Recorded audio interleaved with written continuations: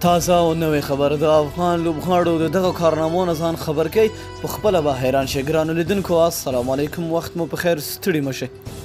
افغان لوبډلې تازه د بنګلادیش خلاف د سپټمبر په 9مه نیټه د دوشنبې په ورځ یوازینۍ ټیسټ لوبه په بریا پای ته ورسوله او بنګلادیش ته په خپل کور کې په 240 منډو ماتې ورکړه.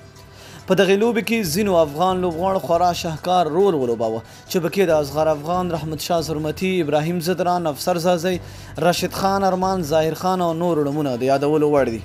د دغه لوبغاړو ښو لوبو افغان لوبډله په ټیسټ لوبه کې تر 10 مقام راورسوله او له زیمبابوې دا ځای ونیو. راشد خان او افغان لوبډلې پراخ ریکارډونه خپل کړل او نړۍ حیرانه کړه. اوس د ټیسټ لوبو په درجه بندۍ کې هم بالرانو او هم توپوهونکو ته مثبت خبر شته دی. له بنګلادیش سره تر لوبې وړاندې په ټیسټ لوبو توپوهونکو کې یوازې د یو افغان توپوهونکی نوم و چې هغه هم د رحمت شاه زرمتي او 93 مقام کې و. اوس د اصغر افغان ترڅنګ د ابراهیم زدران نوم هم د ټیسټ لوبو په درجه بندۍ کې راغلی دی او د کرکټ نړیوالې شورا په درجه بندۍ نوملړ کې ځای پر ځای شوی دی. اصغر افغان د بنګلادیش پر وړاندې لوبه کې دواړو پاڼیو کې یو سره 240 منډې وکړې او د درجه بندۍ په لیست کې خورا ستر ګام اخیستی دی. هغه تر 63 مقام را رسېدلی دی.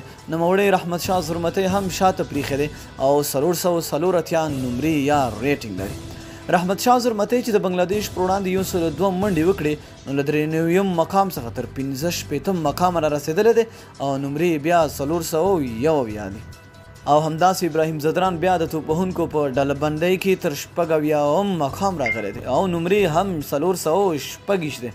د په یاده ټیسټ لوبه کې ټولې 108 منډې وکړې. نو ډېره مینه او مننه دوستانو چې ویډیو مې راسره تر پایه ولیدله. که ویډیو مې خوښ شوي در سره لایک یې او د خپلو دوستانو سره شیر کړئ. تر بلې ویډیو د الله په امان.